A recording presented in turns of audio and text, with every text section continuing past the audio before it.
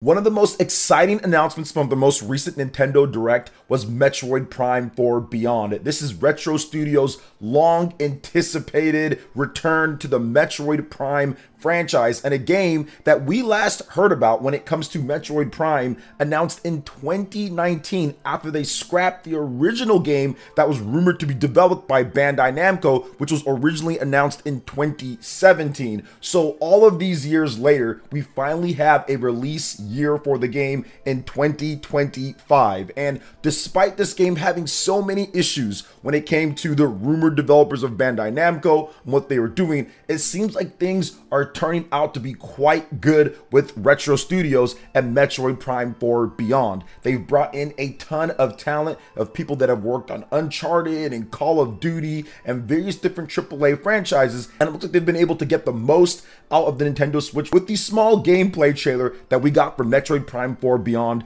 at the Nintendo Direct. But I want to get into more about this game because I haven't necessarily just focused just on it, and then I want to talk about a number of things, because this game, in my opinion, will be more than just more Metroid Prime, which I've seen people try to say. I've seen articles saying that this is going to be Metroid's big Breath of the Wild moment. I've seen people saying, well, it's okay if it's not that moment. And I think that the truth always lies somewhere in between within reason. But I'm going to be giving you guys things from the trailer in addition to my own personal analysis on what this game, Metroid Prime 4 Beyond, means to Nintendo and of course to the gamers out there. They're going to get their hands on this game next year. Now, before we get into all of that, what's good, everyone? OJ here. Welcome back to another video. Please make sure you hit that like button, subscribe if you are someone new, and click that notification bell to get my Nintendo Switch, JRPG videos, and more first. Also, in the comment section, make sure you let me know what your favorite Metroid Prime game is or what your favorite Metroid games are in the entire series. Let's go ahead and jump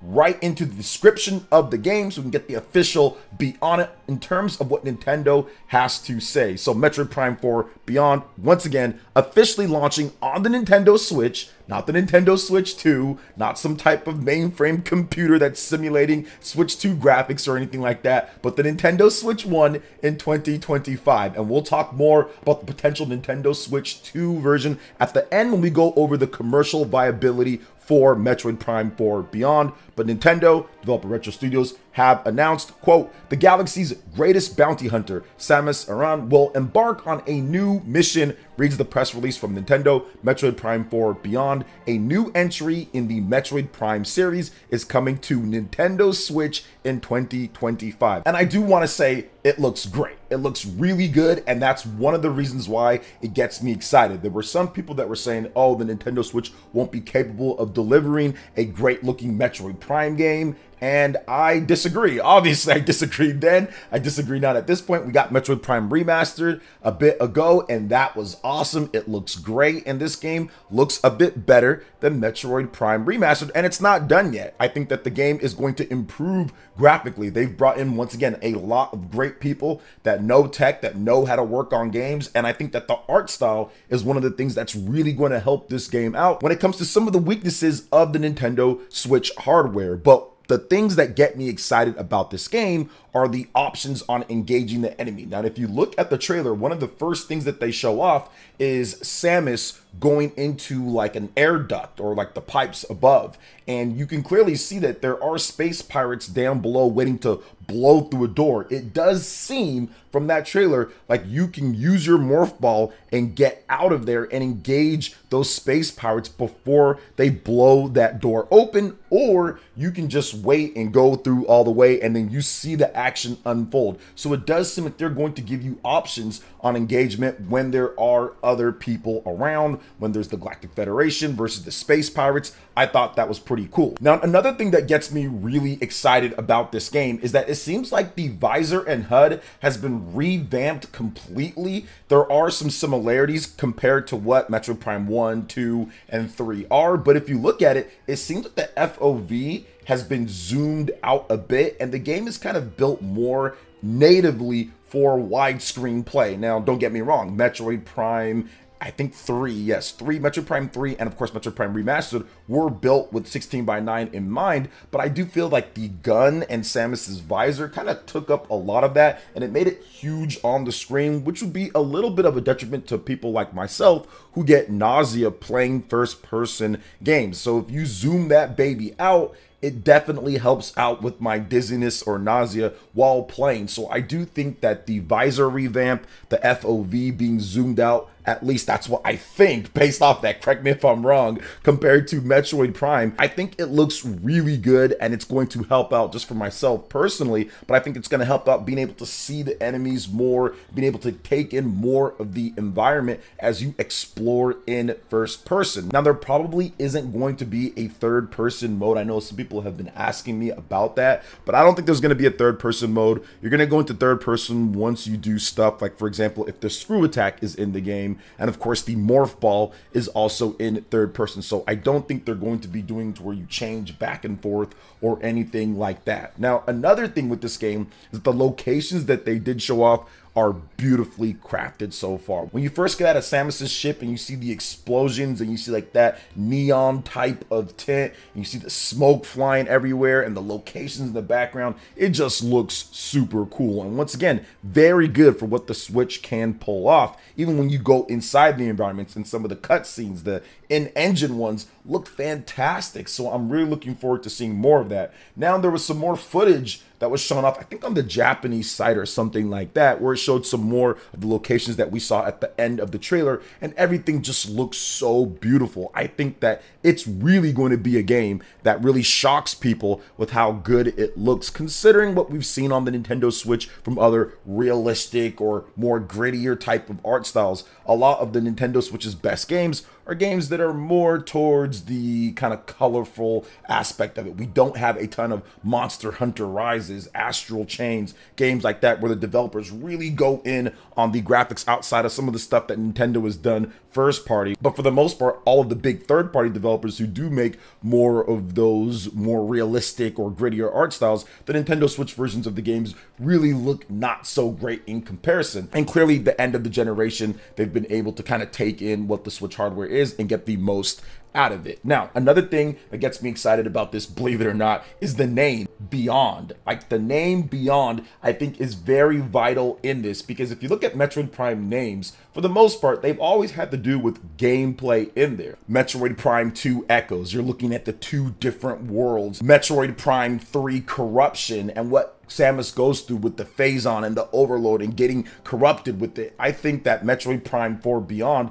also has a direct tie to what the gameplay or the game is going to be about. Now, what could this be? Well, obviously going beyond what the Metroid Prime series is known for. Samus going beyond what you'd expect in terms of planets. Maybe there's going beyond multiple different planets, going beyond her own limits when it comes to gameplay, going beyond the conventions of the series and what's going on in game. So that to me gets me excited, because it's just something that they've always done. It's always tied back in and it's always made sense. So this is definitely very good. And even if you go back to the previous Metroid games or the 2D Metroid games, Metroid Fusion and what you do in that game, Metroid Zero Mission, even tying it back, right? The original or beginning, or even Metroid Dread and the dread of the Emmys and what's going on there. So that name Beyond definitely gets me excited based off of what they've done before with all of the Metroid games. Metroid Prime Hunters, right? So we even have that. So it makes sense overall, and that definitely gets me excited for what they could possibly do in going beyond what we've seen even so far. Now, I do think that the main villain being Silas is just super cool. It's a throwback. We've talked about Metroid Prime Hunters just a little bit with the name, but for core Metroid fans like myself that love the franchise and the lore, it's super cool to see him come back from this obscure Nintendo DS title that not as many people played out there, but the people who did play it loved what they did with the multiplayer back in the mid 2000s. It was kind of nuts for a Nintendo DS game. Had full voice chat, had great controls, and the tapping shooting had a lot of different maps. It was great, and you can just play it to your heart's content. So I think it was pretty cool, and bringing Silas back, who just hates Samus and the Galactic Federation. It's a perfect villain. It's a perfect villain. It's a perfect person to bring back. And the entry that he made was just epic. Absolutely loved it, and it shows. Retro Studios is not afraid to try something different, to try something new, and to take something obscure and put it into a main big release on console. So I love that, and who knows, we might even see more hunters and more people that we didn't expect to see. So that was definitely hype for me. Now, one thing that I've seen quite a bit, and also on my own streams, obviously there's a lot of excitement, but people are saying, well, wait a minute, it just looked like more Metroid Prime. It didn't sell me the game. And usually these are coming from people that aren't big Metroid fans, and I completely understand where that is coming. Now, the only pushback that I'm going to have is yes and no when it comes down to us. Will it be just more Metroid Prime? Yes, it needs to be more Metroid Prime because people have been waiting to play Metroid Prime, built specifically for an HD console as a new game. This is the first ever built specifically for an HD console game that we've gotten. Remember, Metroid Prime Remastered, that is a GameCube game being brought over. Yes, they ported it. Yes, it looks nice. Yes, it's awesome, but it's still a GameCube game that we've played multiple times. It was built for the GameCube being brought over. This is built for an HD system. This is built for the Nintendo Switch. So we want it to be Metroid Prime. Prime fans want it to be that. Metroid fans want it to be that. However, if you look at Retro Studios and if you look at what they're going to do with this game, even in that first debut trailer, you can tell that there is a ton that they have not showed us. And with the name Beyond, they're going to go beyond what we think they are going to do based off of that. That was just a teaser. So yes, it's going to be more Metroid Prime, but no, it's not just going to be the same thing. There's going to be new powers that are crazy. There's going to be new locations that blow us away. There's going to be awesome stuff in this game that you did not expect or you did not know was going to be there. This is just the tip of the iceberg, and that's the reason why this was more of a teaser. They just wanted to give you the base plate to show you what they've been cooking up all of these years, and when they bring on the actual meal, the full course and everything, it's going to be nice. It's going to be really good, and that's just going off of the analysis that I've seen from the beginning. Even the optional excursions, stuff like that was not in Metroid Prime 1, 2, and 3, so they are definitely going to do things differently for this game. Level design, I feel, is going to be a bit more open. It's going to be a bit more liberal with how you go about different ways. It's not going to lock you into only doing one thing one way based off of, like I said, just that first trailer that they showed. I do feel that the story structure is going to be a bit different, how they're bringing back Silex and what he's doing. Backtracking might be completely revamped as well. So I feel that there's going to be a number of different things that this game does. And who knows, there might even be some actual multiplayer in here as well, which ties into what I'm going to talk about next. And how will this game do commercially? That is the big thing that you can't 100% kind of say right now at this point. It's too early to call. Whenever you're talking about Metroid, it always comes up because Metroid is not one of Nintendo's biggest, most popular franchises. Now, contrary to popular belief, it's not some type of niche, scrub, small, tiny little game that barely anybody buys. Don't get me wrong. Like, it's not the biggest seller out there, but it's not like it's unknown. It's a multi-million selling franchise, okay? Metroid Dread sold 3 million plus copies. That would be triple platinum if you're talking about an artist recording music. That would be a popular artist. So let's kind of calm down on the Metroid. Nobody knows about it. Nobody buys it. Nobody plays it when it sells 3 million plus copies. And in the past, it's sold millions of copies when it comes out. Yes, not Mario and Zelda numbers. I get that, but not every game is going to sell 10 million, 20 million plus. It's okay to have games that sell 3, 4 million or whatever, because not every game is going to do that. Most games, 99% of games, don't hit Mario and Zelda numbers, and we want variety. We want more than just Mario and Zelda. How will this game do commercially? I think the game is going to do good commercially. Based off of that first one there, you've pretty much got all of the Metroid Prime 1, 2, and 3 fans locked in. So I think you can pretty much guarantee a 2 to 3 million range just right off of that first trailer. Now, how it's going to get to go above and beyond what we saw with Metroid Dread, which was 3 million plus, is going to be all the other things that I talked about when it comes to what gets me excited if they can execute on all that. And if the game is up to the standards of what we've seen with Metroid Prime.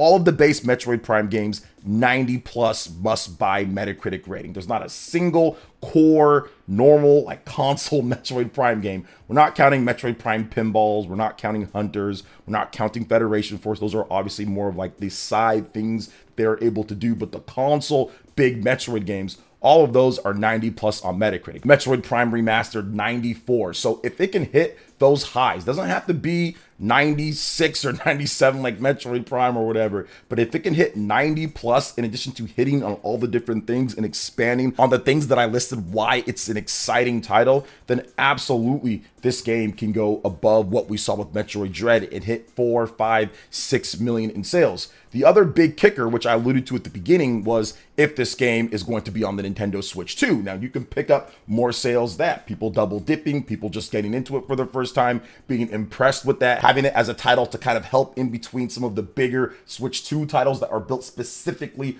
for that system. I think that Metroid Prime 4 Beyond can absolutely be a long-term seller and being set up with a system that has 140 million plus, and by the time that Metroid Prime 4 Beyond comes out, it's probably going to be at 150 million plus, and then also using the next generation to extend the sales even further when it comes down to it. So I think that this game has a lot going for it. So yes, I do see it being the best-selling Metroid franchise game of all time, and probably hitting at a bare minimum around 4 million units or so, and of a maximum around maybe 6 to 7 million units, all things depending if there's multiplayer, how good that is. All of that can factor into it, the Metacritic score, and how well it does with the classic elements of Metroid, but then also modernizing things for a new audience, but making sure old school fans are content with the game too. So there's a lot of things going into it, but I do feel that this game is set up for success so far based on the little that we do know coming out in 2025. So what are your thoughts